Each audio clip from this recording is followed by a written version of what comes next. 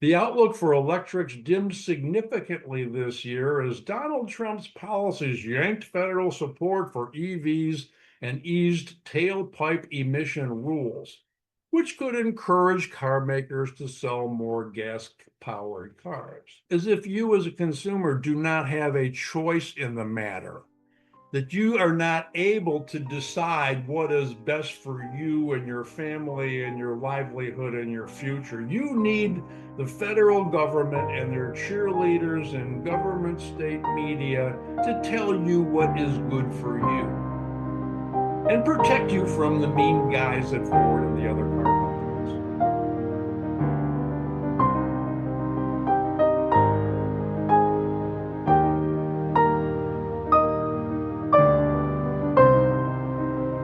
Hello, everyone, and thank you for joining me in the Moneyball Method Podcast.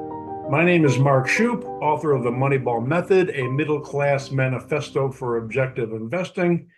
And what I would like to discuss today is electric vehicles, green energy subsidies, and the big, beautiful bill of President Trump's. I have a number of quotes to give you from different publications, and I'm going to respond to those quotes with a number of questions. I hope you find it interesting and informative and well worth your time. And I'm going to give us a little bit of historical perspective by going back to the year 2018, 8 years ago, from the Foundation for Economic Education. Their headline was Electric Vehicle Subsidies, kill the tax credits and let consumers decide. From that article, and I quote, according to recent data compiled by analysts at Bloomberg News Energy Finance, an electrical vehicle in Germany would take more than 10 years to break even with an efficient combustion engine's emissions. The mining of materials for the manufacture of lithium-ion batteries is quite carbon dioxide intensive. Plugging into an electric grid powered by coal doesn't help either. This is fairly obvious stuff, yet the subsidies for electrical vehicles continue, at least until recently. But regarding those subsidies, I'd like to talk about the energy that is consumed to manufacture electric vehicles. Number one, how much energy is needed to mine the materials for a battery? How much energy is needed to manufacture the batteries? How much energy is needed to manufacture the cars? How much energy is needed to charge the cars? How much of that energy is from hydrocarbons?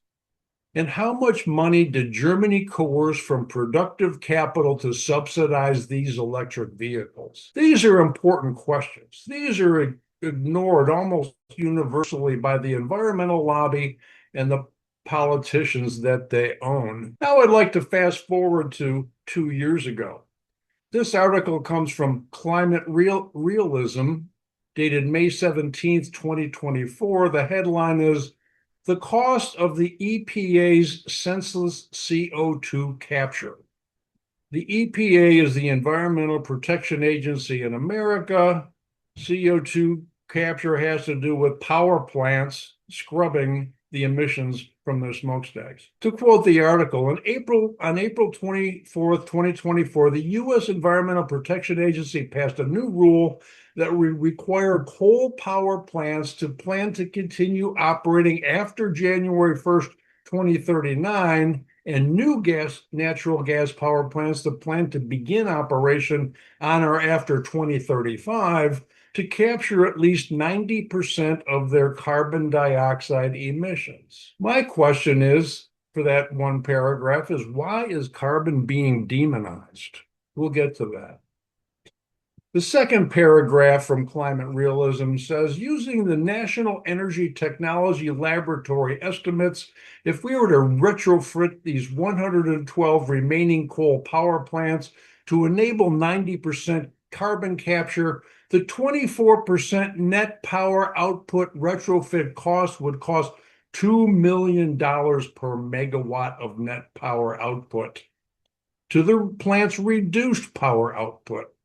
we arrive at a projected cost of $146 billion.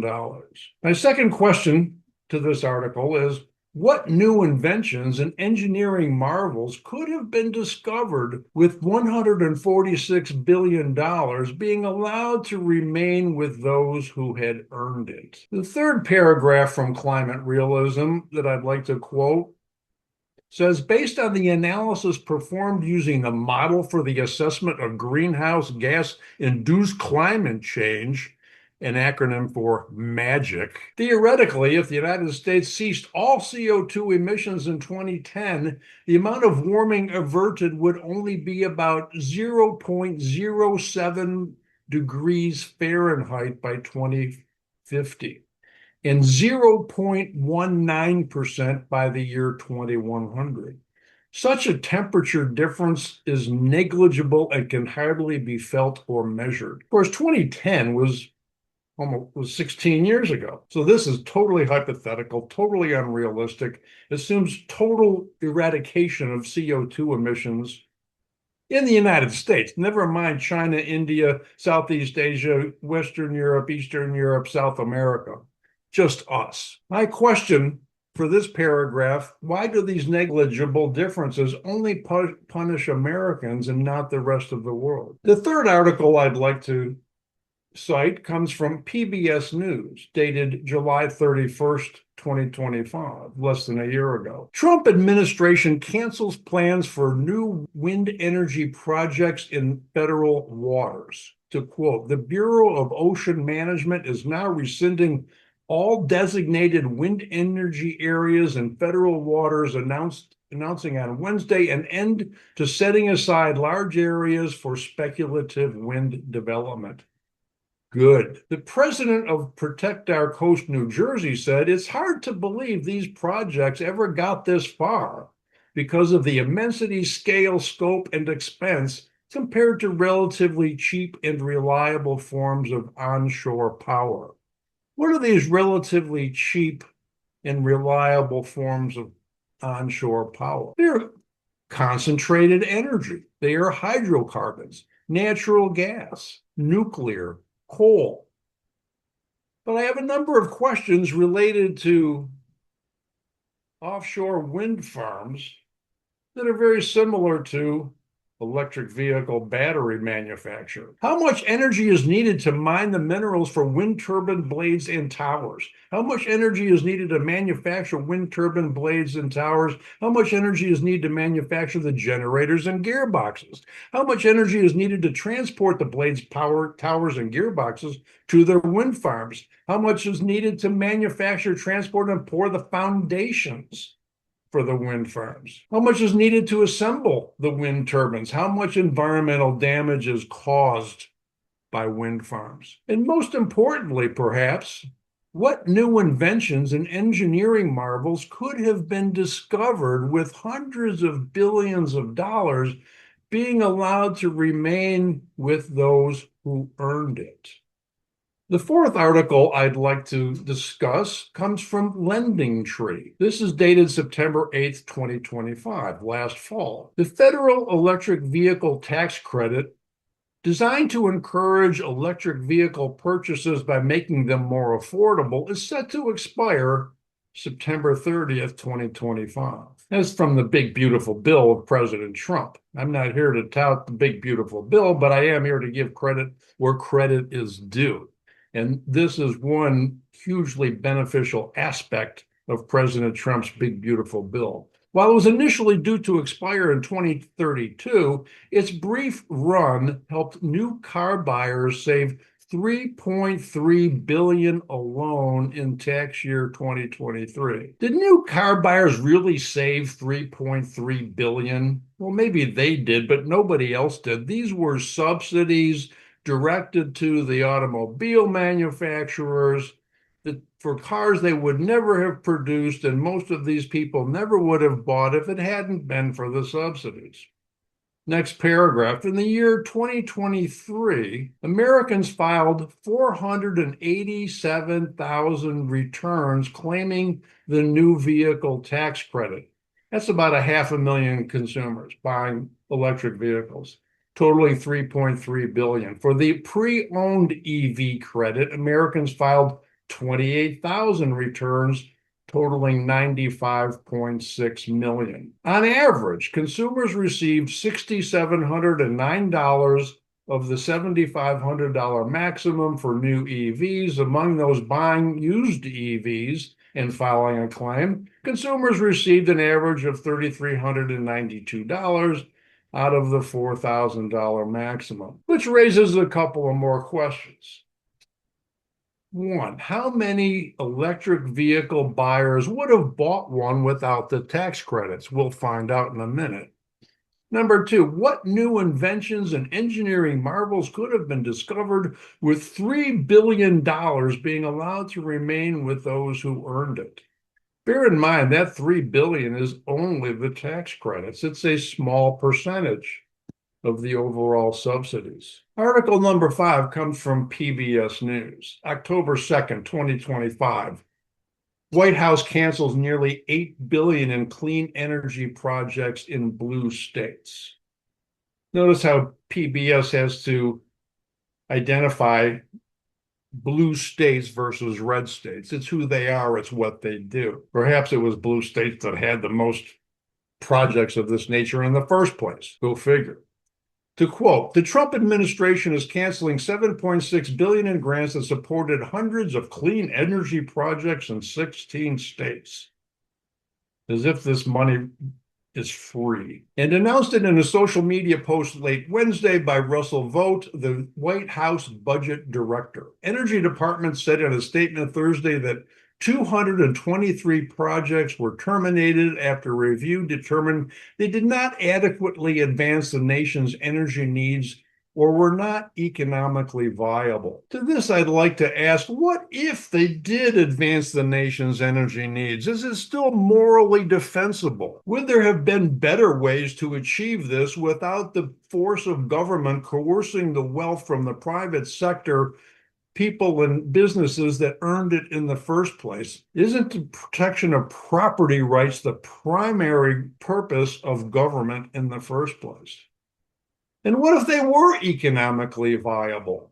According to who? By what standard? Who measures this stuff? The people that produce gross domestic product as a metric for economic vitality? I don't think so. I'd like to add to that, yet, according to a Fox News report on March 19th, which was yesterday, the federal government transferred $450 billion to solar projects in 2025, but less than $100 billion to nuclear development. So essentially, this $8 billion of grants that were canceled by the Trump administration are a tiny fraction of what is actually being spent in the first place. And almost 5 times as much went to environment-destroying, horribly expensive, uneconomic solar projects as opposed to nuclear. My last article comes from Reuters. This is dated December 15th, 2025, a couple of months ago. Headline, Ford takes $19.5 billion hit amid electrical vehicle retreat as Trump policies bite.